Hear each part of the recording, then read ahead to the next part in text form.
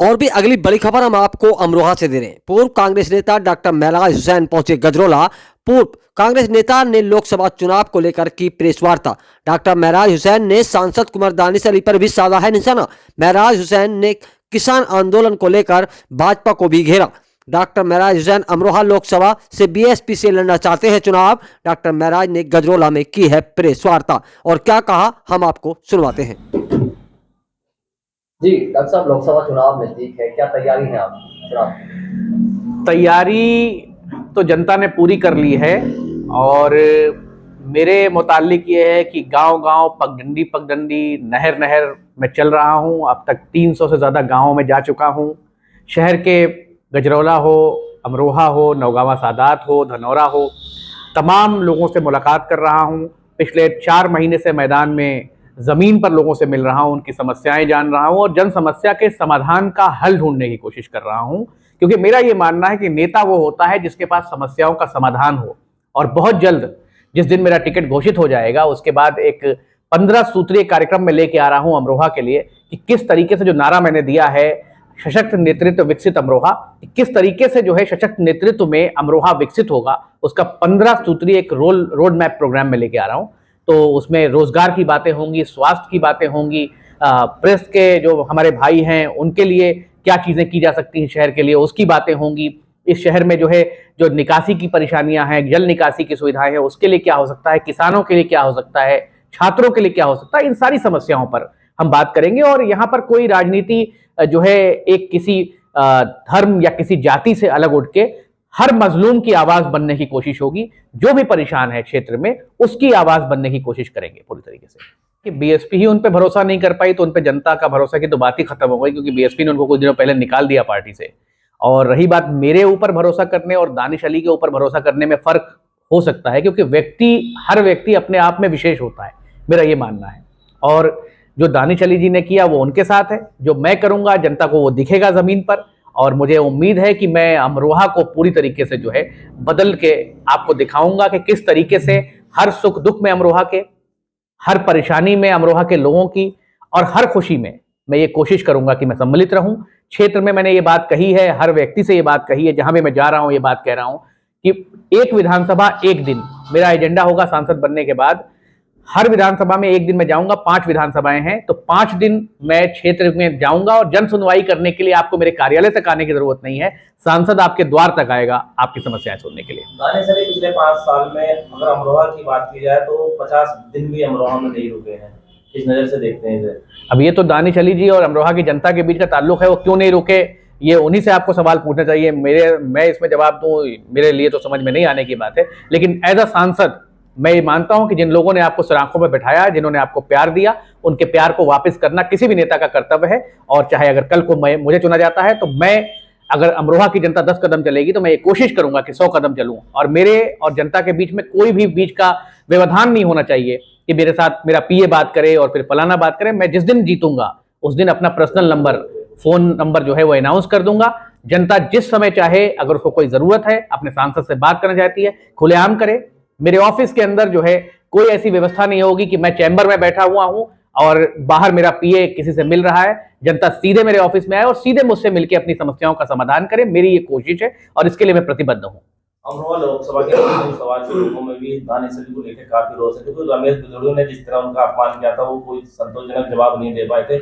इसी को लेकर जब मुस्लिम समाज के अमरोहा लोकसभा की बात की जाए तो काफी रोष है। देखिए, रोष लाजमी है।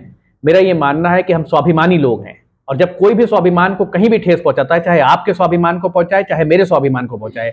हाँ, बिदुड़ी ने तो पूरे अमरोहा की जनता के स्वाभिमान को, जिसने उनको वोट दिया दानिश अली को, उस सबके स्वाभिमान को ठेस पहुंचाया। तो ऑब्वियस बात है, दुख और रोष होता है इंसान के अंदर जब स्वाभिमान दुखता है किसी का।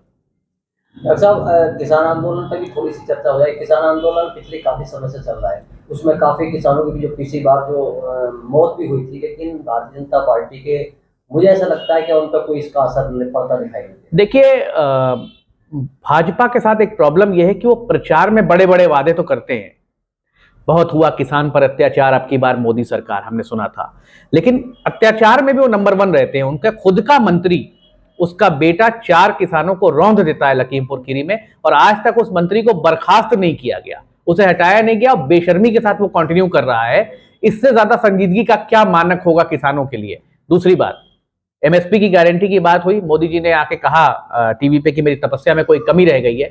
मैं दोबारा आता हूं वापस, आज समय हो गया, 700 किसान शहीद हो गए, किसानों के ऊपर सैकड़ों मुकदमे हैं, लोन वापसी का मामला है, कर्ज माफी का मामला है, उन सारे मामलों में कुछ भी नहीं हुआ। यहां तक कि स्वामीनाथन रिपोर्ट को 2013 में कांग्रेस सरकार में टेबल किया गया था, उसके बाद इस सरकार ने यह वादा किया कि हम एमएसपी दे देंगे। आज भी किसान जो है वो लड़ रहा है, 10 साल पूरे हो गए हैं। अब तो आप ये भी नहीं कह सकते कि जवाहरलाल नेहरू की गलती है, अब तो मोदी जी की गलती साफ दिख रही है कि किसानों के ऊपर अभी भी अत्याचार जारी है। और मुझे लगता है कि गन्ना किसानों के लिए, खास करके वेस्टर्न यूपी के बेल्ट में, कुछ एक नया प्रोग्राम प्रावधान लाना चाहिए सरकार को, और जो किसानों पे कर्ज है उसको माफ करना चाहिए, और एमएसपी जल्द से जल्द घोषित करना चाहिए। मोदी जी ने नारा दिया इस बार 400 पार। अब भाई अपने मन से 543 पार भी नारा दे सकता है आदमी। कोई और पार्टी आए हो, मैं तो चाहता हूं कि भाई कोई पार्टी 543 पार का नारा दे दे। तो ये जब नारा तो अपने मन से गढ़ना है, अब लेकिन नारे में हकीकत और जमीनी सच्चाई कितनी है। अब एग्जाम्पल मैं देता हूं आपको, सबका साथ, सबका विकास, सबका विश्वास, उसकी सच्चाई जमीन पर जो मीडिया के लोग माइक लेके घूम रहे हैं उनको पता है कि किसका सबका हो रहा है।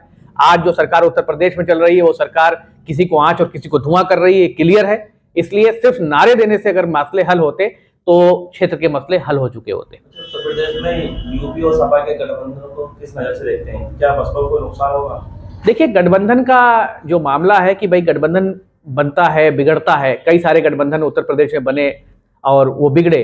अब उसमें क्या समीकरण सेट होता है, अभी चुनाव आचार संहिता के बाद क्या होता है, इस पर अभी इसका प्रारूप जो है नहीं समझ में आ रहा है, क्योंकि इंडिया गठबंधन बना, बहुत सारे लोग अंदर आए, फिर बहुत सारे लोग बाहर चले गए।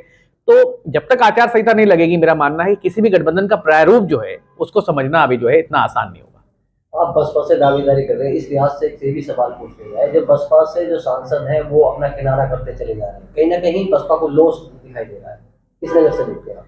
देखिए, कुछ लोग सिर्फ सत्ता के लोभी और भूखे होते हैं, और उन्हें किसी भी हाल में सत्ता चाहिए होती, तो वो ये अपना फायदा नुकसान देखते हैं। मेरा ये मानना है कि फायदा और नुकसान, अगर आप सच्चे नेता हैं और आप लोकतंत्र पे विश्वास रखने वाले व्यक्ति हैं, तो आपको जनता के फायदे और नुकसान के हिसाब से जाना चाहिए। मेरा ये मानना है जो लोग स्वार्थ के लिए 4 पार्टियों में जाके इधर उधर घूम रहे हैं, उनको अपने अंदर झांक के देखने की जरूरत है। डॉक्टर साहब, गजरौला में बैठे हैं और वार्ता भी हो रही है। गजरौला का जो इंडस्ट्रियल एरिया है, यहाँ पर युवाओं की काफी शिकायत रहती है, क्योंकि लोकल के लोग बंदे को नहीं रखते, अदरवाइज जो पोल्यूशन है उसके बारे में भी शिकायत होती है, किस नजर से देखते हैं? देखिए, अगर मैं सांसद बनता हूं तो पॉल्यूशन पर गजरौला के बहुत खास काम करना है कि जो गजरौला के लोग हैं प्रदूषित हवा में वो जी रहे हैं और रोजगार बाहर के लोग आके ले रहे हैं। तो गजरौला के युवाओं की खास करके, और मैं कहता हूं पूरे अमरोहा के युवाओं की, खास करके उसमें गजरौला के युवाओं की एक हिस्सेदारी तय होनी चाहिए अलग अलग प्लांट्स के अंदर। और पॉल्यूशन पर जो नीति है कि रात को अंधेरा हुआ तो पॉल्यूशन जो है कर दिया और सवेरा हुआ तो छुपा लिया, इस नीति के बदलाव के लिए काम करना पड़ेगा। और मैं अगर सांसद बनता हूं तो मैं प्रदेश सरकार से भी और देश की सरकार से भी इस पर बात करूंगा कि गजरौला के लोग दूषित हवा में सांस अगर ले रहे हैं तो उसका क्या रास्ता निकाला जा सकता है, क्या उपाय किया जा सकता है, और इंडस्ट्री के लोगों को बुलाए हुए पे भी बात करा जाएगा इस पर। और 1% जो है उनको ये सुनिश्चित करना पड़ेगा कि ये क्षेत्रीय लोगों को रोजगार मिले यहाँ। इसके लिए मेरी जो है बहुत प्राथमिकता है मेरी इस काम को करने की।